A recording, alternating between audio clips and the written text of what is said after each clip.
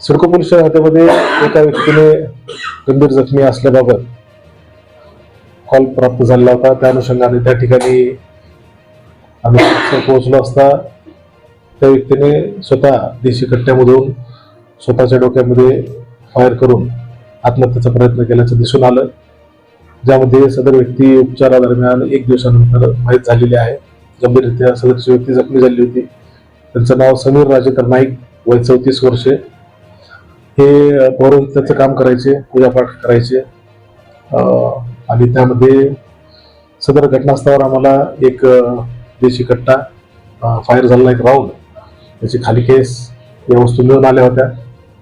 अधिक आम्ही घरझडती घेतली असता घरझडतीमध्ये काही संदिग्ध वस्तू मिळून आल्या, ज्यामध्ये एक एअरगन, या व्यतिरिक्त 59 दारूच्या रिकाम्या बॉटल्स आणि 330 भांगेच्या गोळ्या, जे उत्तर भारतामध्ये बऱ्यापैकी उपलब्ध असतात, त्या गोळ्या मिळून आल्या.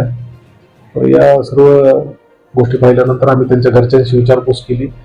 त्या विचारपूसमध्ये सदरचे जे समीर नाईक आहेत, हे 34 वर्ष वय होतं, परंतु त्यांचा विवाह झालेला नव्हता.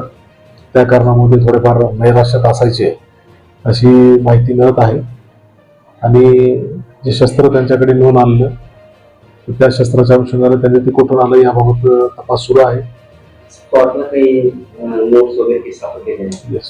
सदर ठिकाणी ज्यावेळेस आम्ही प्रथमतः घटनास्थळी भेट दिली, त्या ठिकाणी एक सुसाईड नोट देखील मिळून आली, ज्यामध्ये त्यांनी मी समीर गुरुजी नाईक स्वतःच्या मर्जीने आत्महत्या करत आहे अशा स्वरूपाचा मजकूर होता. सदरची आम्ही सुसाईड नोट देखील आम्ही जप्त केलेली आहे.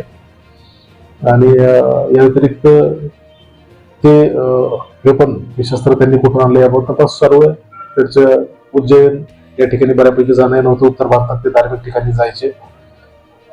कदाचित त्या ठिकाणाहून काही इतर धागेदोरी हाती लागतील, तर काही माहिती मिळेल अशी अपेक्षा आहे.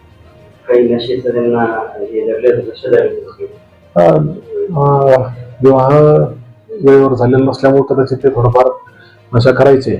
घरच्यांच्याही जबाबातून तशी स्थिती समोर येत आहे आणि त्या अनुषंगाने त्यांचं नशा करण्याचं प्रमाण आणि मिळून आलेल्या वस्तू याच्यावरून लक्षात येते की ते थोडेसे नशेच्या अधीन गेले होते आणि बाकी इतर नैराश्याचा भाग आहे. यातून ही घटना घडली असावी असं आमचा काय आशा आहे.